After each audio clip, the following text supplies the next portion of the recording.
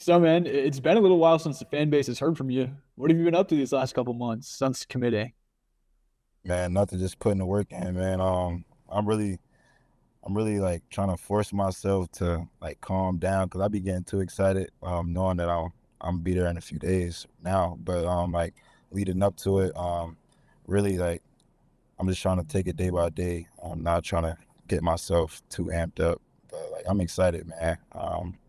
It's a long time coming, so I'm ready to get it done. So, you talked about being excited to get down there. When is your official report date? I report Monday, next this Monday coming up. So sure, but about 72 hours, about 72 hours plus, really. So it's almost here. Then, as soon as you touch down, kind of what does that itinerary look like? What are those some of those first Oh, actionable items? as soon as I touch down, me, Deuce Robinson, J Rod, we all gonna get a little workout in. I already put that into motion. I'm trying to get on the same page as those guys, because they're gonna be the main like point of the offense, really. Mhm. So just making sure I got the right connection with those guys to get the job done. What does that communication look like with those guys? You mentioned Deuce Robinson, Lindy of those other offensive guys. Now, you committed and you went on a visit. You met some of those guys, but you haven't been down there for spring. What does that communication look like between y'all? I mean, I don't really harp on like communicating over social media and stuff like that. I mean, I'm letting them live their life because I'm living mine. So I really haven't been bothering them. But now that I'm about to come up there, like I text the guys, like let them know like, all right, it's time to work. So we really we really gonna start to build a relationship as soon as I touch down. But over the time I've been at home, I really haven't reached out to them. I just let them do their thing. Gotcha. Now, it's been a little while, like we touched on at the top, since maybe the fan base or people interested have heard from you. Also, a big development was maybe the offensive coordinator you committed to, Gus Malzahn, retiring. What was your reaction to that? Did you get a heads up and some of just your thoughts around that? Oh, I mean, I was in the office with him, obviously, Yeah. right before I committed, and I kind of got the feeling that something was about to happen. But I really wasn't too worried about that. I play football at the end of the day, man. It don't matter who calling the plays for me. But I got a ton of respect for Coach Malzahn. I wish I would have played for him because he coached my favorite player, and it would be just kind of a nostalgic moment, being able to get coached by him. But I mean, I wish him the best, and I know he's having fun enjoying his family and everything. So he's doing what he needs to do. Now, you talk about your favorite player right there. Presumably, you're talking about Cam Newton at Auburn, also someone who had a pass at JUCO, correct? You talk about your story going from Stony Brook to Iowa Western Community College at JUCO, fighting it out and getting this opportunity. Kind of what is like your mindset now? Like, I've gotten that Power Four opportunity. What are you looking to take away now? I mean, I tell a lot of people this, like, this is what I dreamed of. So, um, God putting it in my path is on me to take advantage of it. So, I mean, I'm just gonna take advantage of the situation that I'm in. I'm blessed to be able to just step on a prestigious university as Florida State, and every day is gonna be me trying to better myself by 1% or shoot more. If like I hope more, but my motto is 1% every day, man. As long as I'm getting 1% better, I know I'm becoming a better man, a better football player. In these last couple months, we'll get into it. You weren't there for spring. Like, there's a ton to take away. What is some of those marginal small improvements that you've really tried to implement before you step on campus? Oh, the main thing I've been working on is like timing up my footwork with the play calls that I'm about to get. So I've been working on that a lot recently, and then also just slowing down my throwing mechanics and actually like critiquing it a little bit. I feel like my power has gotten way better Mhm. over the past few months. Accuracy, everything. So I've been working on just the little stuff because at the end of the day, little stuff is what matter. Yeah, I think a big thing a lot of people also look to in your recruitment was also the weight room element. Have you obviously had conversations with any of the strength and conditioning staff in this time off? I mean, yeah, we had a few conversations. I get that that's a that's something that a lot of people are on. I mean, I don't really pay attention to that. I know once I get there and once I get the resources that they providing, which is NFL resources, to be Yeah. honest, it's better than 99.99% of colleges out there, because I've seen it with my own two eyes, and I know once I step in there, like it's gonna handle itself. So, I mean, I understand what you're saying, but yeah, like I don't really pay attention to that too much now. Like you said, man, you just played football. Exactly. Another development, though, in the spring that you weren't there, at the end of spring, they go out and they name Ashton Daniels, the transfer quarterback one. Where were you? Was there a heads up? And what was sort of your reaction when you saw that announcement? I mean, I really didn't get a heads up. I knew the same day everybody else knew. They called me like a few hours before, but like I'm saying, I knew at the same time everybody else got the information. And to be honest, man, like Coach Norvell said in his interview before he named started, like we got to compete. Like everybody got to compete, and I know what I'm going to do when I get there, and that's all I'm gonna say to it. Yeah. Nice, man. What else are you looking forward to? You had an extensive visit. Talk about just getting to see those facilities and the journey that you've been on. I feel like there's so many people that can relate, especially in this day and age of the transfer portal. Being given that opportunity. What was just your reaction on that initial visit to Florida State? Man, I was starstruck. A lot of people don't know this, but I was about to commit to South Carolina. But my whole thing was I wanted to go see Florida State because I knew Florida State is Florida State, man. It speaks for itself. And then when I actually got on campus, like the love I felt, and then obviously seeing those facilities, like it blew me away. And I really, I can't put it into words how great of a place it is, and I can't wait to get it back to what it was before. What about Coach Norvell? I mean, you talked about South Carolina facilities. There's so much that can go into a decision, let alone out of high school, JUCO ranks, transfer portal. But I feel like it's really kind of about the people for a lot of these decisions. Coach Norvell, what made him someone that, okay, I'm going to get behind for the season coming up? Yeah, I mean, I've been watching Florida State for a long time, so I don't personally know Coach Norvell before the visit, but like I get the energy he gives off. I've seen it. I know how he coaches, and like obviously me getting to meet him in person, it was like a whole different experience. He's a great guy, full of energy, like a real like energizer bunny, if you will. But he's a great guy, man. A real down to earth. At the end of the day, um, he knows what he's talking about. Um, Great coach, and he's somebody who you want to play for. Like he's somebody who you'll put your life on the line for, and that's what I'm gonna do.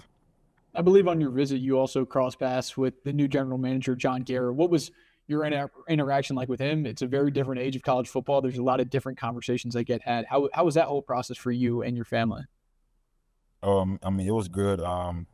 Me and Mr. Garrett didn't really get to chat a lot. You know, he's behind the scenes a lot. Yeah. But I ate breakfast with him. Got to sit down and talk to him, pick his brain a little bit. He's a great guy. He's a man of few words, though I will say that, and it's just about business. So I like Mr. Garrett a lot there. That's awesome, man. Now we've touched on a ton of Florida State stuff, but you've got a really great history in college football, I would say. Recruiting, talking about almost giving up the game in a sense. Just give your testimony, your experience from high school ball to college football, and how it's now led to, like you said, one of the most storied programs and somewhere that you once dreamed of being at. I mean, starting off in high school, I wasn't really this highly recruited kid. I did end up getting a handful of offers after my junior year. I put a lot of good things on tape. Um, did a lot of good things at camp and so on and so forth. But I really wasn't highly recruited.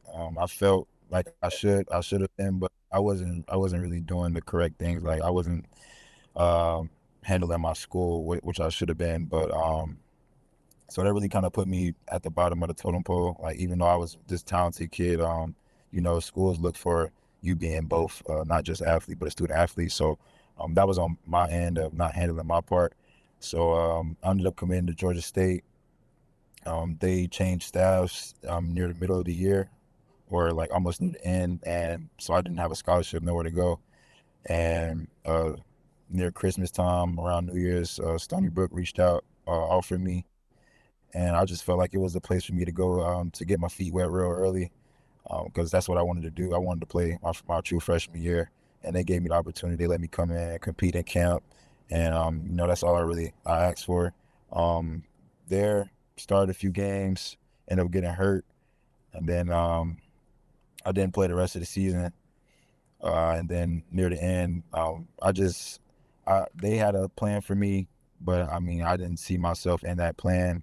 So I ended up going to separate ways. I got in the portal. Nothing really was clicking for me. And then, like you said, I was about to give up football, but uh, Coach Strohmeyer actually recruited me out of high school. And like one day I was just thinking like, man, out of Western, and I gave him a call, um, told me I'll have an opportunity. And it was that, I think I flew up like 24 hours after that. Got on campus, put my head down and work. That's all I could do. They gave me the opportunity in camp to compete with another quarterback, end up winning the job, and then just handle my business all season. Then, man, that was a special group, I would say. Yeah. I think about playing with them right now. So it was a great time. I don't want to redo anything for my journey, man, because it built a lot of character in me, and I'm just thankful for it because it taught me a lot of lessons. And you got to take L's in life, to know the true potential of what you can do. So I'm thankful for it all. What were some specific lessons from that last stop? Iowa Western. You've seen what Clev Lubin, Kamari Copeland, guys who have gone on to Power Four. They've sent guys to the NFL that have gone there. I mean, I think pretty much the entire defense from the championship team last year that you led He went won. to D1. So it's a really impressive place. Going into a place, you saw winning culture at a different level, but still, what can you take away from your time there? I mean, the first thing I'll say is like you have to know yourself first. And that's what I was going there to do. I had to find myself, find out who I really am as a player and a person. And that stop is like what really made me more confident in my abilities. Like I knew I could do a lot of things with football that nobody else can do, but just them believing in me and telling me every day like you're gonna be great, kid. Like everything gonna work out just fine. Just keep your head down and you'll be good. And another thing is learning how to be that leader on the field. I'll say my freshman year, I wasn't talking much. I was just trying to play ball. I was trying to not to mess up. That was my thing in my freshman year. Like just don't mess up. You're the youngest kid on the field. I was I think I just turned 18 freshly, my first game that I ever played.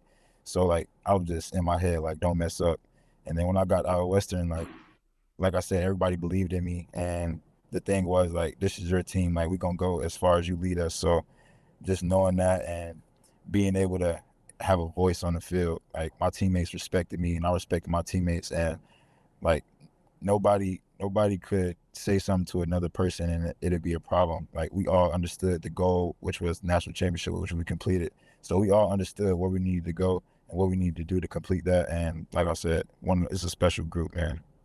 Now you're stepping into a place that's had its fair share of pretty memorable leaders, especially at the quarterback position across its history. A guy, James Winston, that you were able to meet on your visit. How did that conversation look? And as we get closer to camp, have you maybe had conversations on what number you're going to wear for the season upcoming? Yeah, man, meeting Jameis was like I said about Coach Malzahn, I was really nostalgic, man. Watching Jameis, I used to watch Jameis every day. Him and Marcus Mariota were like the two quarterbacks I watched growing up, and their battle over the like Yeah. couple years. Yeah, man, that was great. So meeting him was you could tell in my video, like I was like, whoa, like, that's Jameis. Like so, man, he's a great dude. And what you see on TV is him in real life. Like he's this upbeat, high character guy.